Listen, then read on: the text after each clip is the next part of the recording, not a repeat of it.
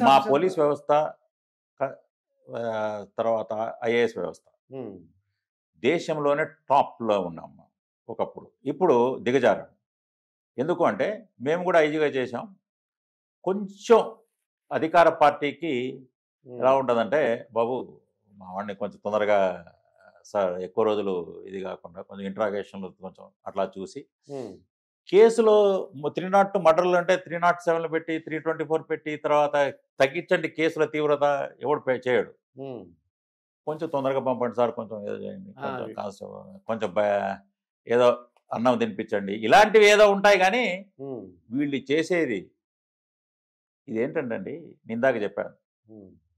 నిర్బంధం. నిర్బంధం ఎలాగా? ప్రతిపక్షం లేకుండా చేయాలి. 24 గెలిస్తే హ్మ్. 29 ఇక ఇంకా చంద్రబాబు కథనే నాయుడు పెట్టండి. గారు, తర్వాత పవన్ కళ్యాణ్ చంద్రబాబు గారి ఒక ఏజ్ ఒక 79 ఎంతో అవుద్ది. ఇంక హ్మ్. తర్వాత మళ్ళీ ఆయన పుంజుకోవడం కష్టం. ఇదే థియరీతో మనం local bodies elections if you see అవును. 1919లో వస్తే తర్వాత లోకల్ బాడీస్ ఎలక్షన్ అన్నీ వన్ సైడ్ అయిపోయాయి. One side. ఎందుకు?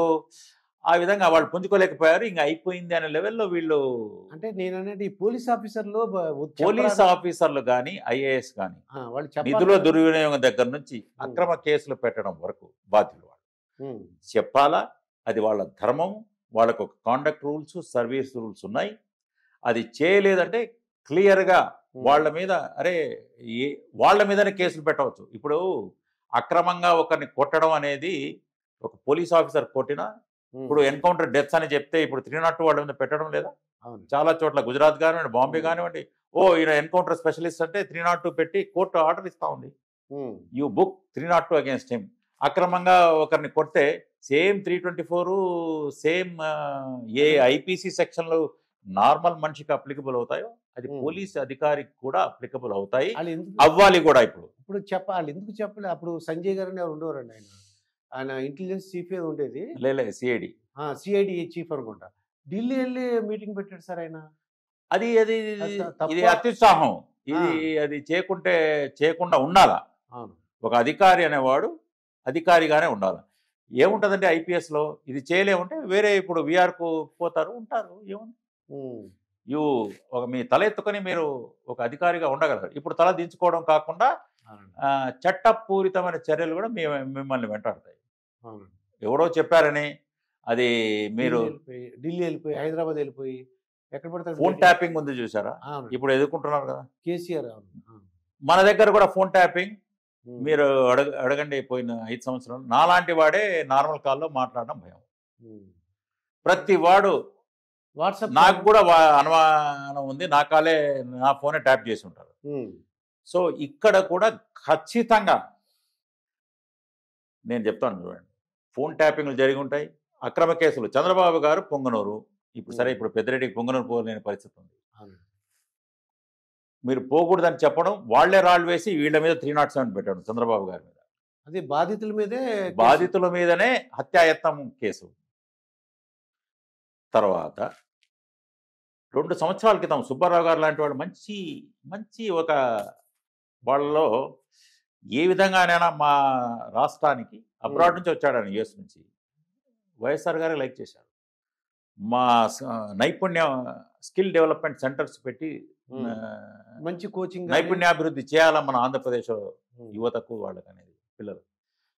2 సంవత్సరాల క్రితం కేస్ పెట్టి స్కిల్ డెవలప్‌మెంట్ జరిగింది. అన్ని రికార్డ్స్ ఉన్నా కూడా హ్మ్. సంవత్సరంలో 2 సంవత్సరాల క్రితం వాళ్ళు బెయిల్‌కొచ్చారు. ఏదో అక్రమ కేసులు పెట్టారు. యాక్చువల్లీ అప్పుడే చంద్రబాబు గారు మీరు అనుకుంటే అప్పుడే పెట్టుంటే అసలు ఏదో నోటీస్ కూడా పోలీస్ నోటీస్ 41A అంటారు. హ్మ్. అది గూడా అనవసరం ఆ కేసులో. కరెక్ట్‌గా 3 నెలల ముందు ఎలక్షన్‌లకి. ఇది చూడండి అది దుర్మార్గపు ఆలోచన. హ్మ్. ఏందంటే ప్రతిపక్షం లేకుండా చేయాలా? దానివల్ల ఏం ఫలితమైంది పవన్ కళ్యాణ్ గారు ఆయన ఇంకా ఒదిగాడు. అవును. 53 రోజులు. అసలు ఇది 2 సంవత్సరాల క్రితము హ్మ్. బెయిల్‌లో ఉన్న కేసు. అధికారులు అందరూ బెయిల్‌లో ఉన్నారు. చంద్రబాబు గారిని 53 రోజులు ఎందుకు పెట్టార్రా అంటే సాక్షులను ప్రభావితం చేస్తాడంట. హ్మ్. అరే! 2 సంవత్సరాలు అయిపోయింది బెయిల్‌లో ఉండి మిగతాది అందరూ ఒకటి. ఇది హ్మ్. గాకపోతే ఇన్‌సైడర్ ట్రేడింగ్ అనడం. అది హ్మ్. గాకపోతే భూములలో ఇన్‌సైడర్ ట్రేడింగ్ అనడం. లేకపోతే అమరావతి అలైన్మెంట్ మారుస్తారన్నారు. అమరావతే వీళ్ళందరూ అటకెక్కిచ్చారు. ఇప్పుడు ఎన్ని కేసులు వస్తాయి మీరు చూడండి.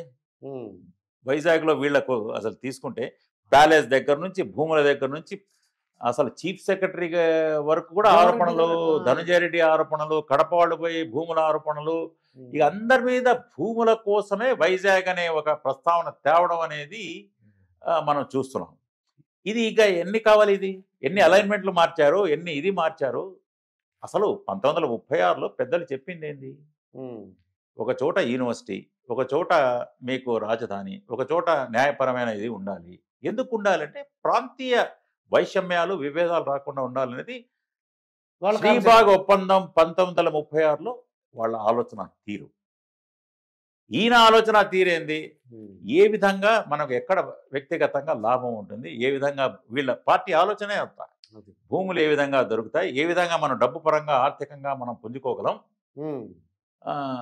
ఏ విధంగా మనం ఎలక్షన్స్ గెలవగలం అన్నది వీళ్ళ ఆలోచన. ప్రజలకు మంచి చేయాలి, ప్రజల ఆశీర్వాదం నిజంగా పొందాలి అన్న ఆలోచన కాదు ఇది. ఒక్క ప్రాజెక్టు కానీ, రాయలసీమ ఉంది, సిద్ధేశ్వరం, అలుగు, గుండ్రేవుల, కనీసం హంద్రీనీవా దీన్ని కూడా వెడల్పు చేయలేకపోయారు. ఎస్, అంటే నేను ఇక్బాల్ గారు, వీళ్ళు ఓడిపోయిన వాళ్ళు వచ్చి అన్న మా ఎందుకు ఓడిపోయి అన్నా సరే వాళ్ళు ఆశ్చర్యంగా ఉందండి. వాళ్ళు కూడా ఏమో మా ఈవీఎం అన్నారు, కానీ యాక్చువల్ ఫ్యాక్ట్ మీరు నాకు అంటే అభివృద్ధి లేదు, రోడ్లు వేయలేదు, మీరు మాకు స్పేస్ ఇవ్వలేదు, మా కష్టాలు అని వీళ్ళు చెప్పట్లేదు సార్ అండి. ఎందుకు ఇప్పుడు కూడా భయపడుతున్నారు ఏంటని ఓడిపోయిన వాళ్ళు వెళ్ళి ఇప్పుడు ఆయన మన జక్కంపూడి రాజా గారు ఆయన ఒకరు చెప్పారండి. ఆయన ఏమనేవాడు, పనికి మాలిన చెత్త.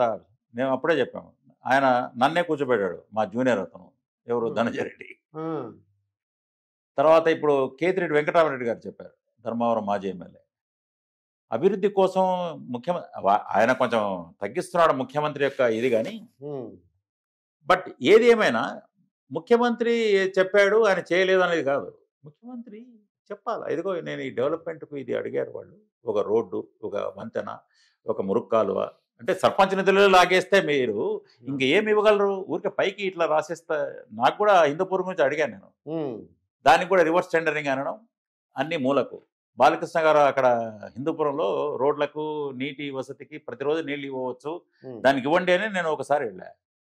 నీ గ్రాఫ్ పడిపోయింది, గ్రాఫ్ సిద్ధాంతం ఒకటి ఉంది, ఎందుకు మారుతున్నావు అంటే మీ గ్రాఫ్ పడిపోయింది అనడం, ఆయన మార్చడం. ఇందాక అదే అన్నారు కదా ఆయన, మన నెల్లూరు జిల్లా ఆయన, నా గ్రాఫ్ కాదయా, కాదు ఇంకొక ఆయన, కోటంరెడ్డి కాకుండా మన వీరు వేమిరెడ్డి ప్రభాకర్ రెడ్డి, భక్తానికి ఎవరో ఒకళ్ళు, వేమిరెడ్డి, కోటమిరెడ్డి, ఇంకొక ఆయన వచ్చేసేస్తున్నాడు బయటికి. సో నా గ్రాఫ్ కాదు, నీ గ్రాఫ్ పడిపోయి కాబట్టి అది తెలుసుకో బాబు అన్నారు. It is true. ఆయన తెలుసుకునే స్థితిలో లేరు. ఇప్పుడు నేను ఇంటర్వ్యూ చేసినప్పుడు, మీరు ఇంటర్వ్యూ చేసినప్పుడు, నువ్వు కెమెరా సరిగ్గా పెట్టలేదంటే ఎట్లా కుదురుతుంది అది? మరి మాట్లాడితే ప్రజలకు వెళ్తుంది, ఏదో ఉంటుంది. సో నేను ఫెయిల్ అయిన దానికి మిమ్మల్ని బ్లేమ్ చేయడం, లేదా నేను ఫెయిల్ అయిన దానికి నేను అందంగా కనపడేదానికి, దిస్ ఈజ్ నాట్ కరెక్ట్. ఒక లీడర్ అనేవాడు ఓన్ చేయాలి, అదే నాయకత్వ లక్షణం. పోలీసులో మేము ఏమంటామంటే ఐ షుడ్ ఓన్ అప్, నేను బాధ్యుడిని. ఆర్మీలో కూడా the honour and respect of the country comes first. దేశం యొక్క గౌరవము ముందు వస్తుంది. ఒక లీడర్కు రాస్తాడు వాళ్ళు అకాడమీలో, తర్వాత the honour and respect and life and of your men second. Okay, your honour, your respect, your life, నీ ప్రాణము, దేశం గౌరవం ముందు, దేశం యొక్క స్వేచ్ఛ, సమగ్రత ముందు, అది ఫస్ట్. రెండవది నీ కింద పనిచేసే నీ యూనిట్ వాళ్ళది రెండవది. మూడవది లాస్ట్ నీ యొక్క స్వేచ్ఛ, నీ యొక్క ప్రాణం, నీ గౌరవం తర్వాత. Third preference. ఇది ఆర్మీ సిద్ధాంతము, అదే నాయకత్వ సిద్ధాంతం. ఇక్కడ లేదు నాది ఇంపార్టెంట్, నువ్వు కాదు, ఇది చూసుకోవాలి నేను. ఈ అంతరంగంలో ఏముందిరా నాయన, వై నాకు ప్రజల ఆశీర్వాదం ఎందుకు లేదు, దేవుడి దయ ఎందుకు లేదు, కారణాలు ఏమిటి? ఇంకా నేను ఊహల్లో ఉంటూ ఇంకా ప్యాలెస్లో ఉండి ఆ రూములు దాటకపోతే ఎలా తెలుస్తుంది? మొన్న నెల్లూరు వెళ్ళాడు, ఆయన చూశాడు ఉమ్, పిన్నెల్లి గారిని. అవును. వచ్చి అక్కడే ఒక బాబు మనం ఎందుకు ఓడిపోయాము, వేమిరెడ్డి గారు ఎందుకు వెళ్ళిపోయారు బాబు, ఎందుకు వెళ్ళిపోయారంటే, ఉమ్, అరే ఆ క్యాండిడేట్ మార్చండి కానీ కొంచెం నేను వస్తాను మాట్లాడదామంటే, అతను వచ్చే ఉమ్. ఇప్పుడు కూడా ఎవడుంటే ఉంటాడు, పోతే పోతాడు. ఇక ఇదిగోండి ఈ పార్టీ అనే